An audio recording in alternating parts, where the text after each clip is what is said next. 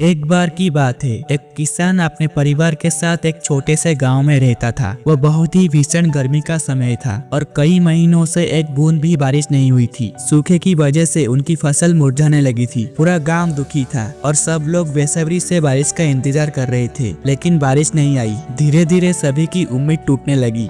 एक दिन गांव के सभी लोगों ने तय किया कि वे एक निश्चित समय पर अपने अपने घरों में बैठकर भगवान से बारिश की प्रार्थना करेंगे। तय समय पर किसान, उसकी पत्नी और उनकी 6 साल बेटी भी प्रार्थना करने बैठे। किसान हाथ जोड़कर अपनी पत्नी और बेटी के साथ बैठा था। दिल ही दिल में आंसू छिपाते हुए उसने प्रार्थना की, हे भगवान, मैंने सुना है कि आप अपने बच्चों की प्रार्थना सुनते हैं। हमारी फसल सूख रही है, कृपया जल्द बारिश भेजिए ताकि हम बच सके।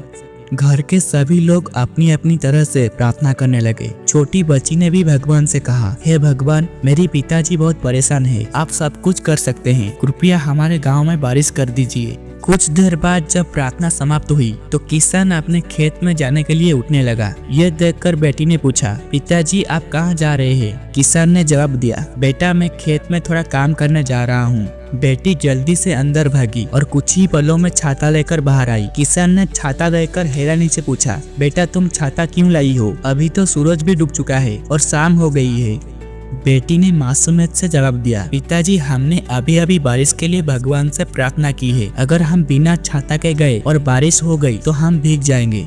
बेटी की बात सुनकर किसान स्तब्ध रह गया। उसे अपनी बेटी की अटूट श्रद्धा देखकर आश्चर्य हुआ। उसने ऊपर आकाश की ओर देखा। आसमान साफ था, ना बादल थे, ना बारिश की कोई संकेत। फिर उसने अपनी बेटी की मासूम चेहरे की ओर देखा। उसी समय उसे अपने अंदर एक आवाज सुनाई दी, प्रार्थना करना अच्छी बात है, लेकिन उससे भी जरूरी है कि हमें ये विश्वास हो कि हमारी प्रार्थना सुनी जाएगी और हम उसी के अनुसार काम करेंगे। किसान ने अपनी बेटी को गोद में उठाया, उसके माथे पर एक प्यार भरा चुंबन दिया और हाथ में छाता लेकर खेत की ओर चल दिया। और उसी रात जोरदार बारिश हुई, जैसे पहले कभी नहीं हुई थी।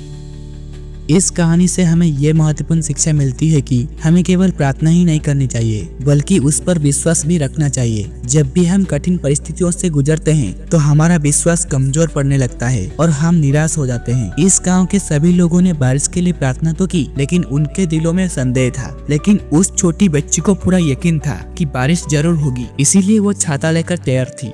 हमारे जीवन में विश्वास बहुत जरूरी है। ये हमारे सपनों और लक्ष्यों की नींव बनाता है। जब हम किसी काम की शुरुआत खुद पर विश्वास के साथ करते हैं तो पॉजिटिव परिणाम मिलता है। लेकिन अगर हमारे अंदर संदेह हो तो हम आधे अधूरे मन से प्रयास करेंगे और असफलता के डर से जल्दी हार मान लेंगे।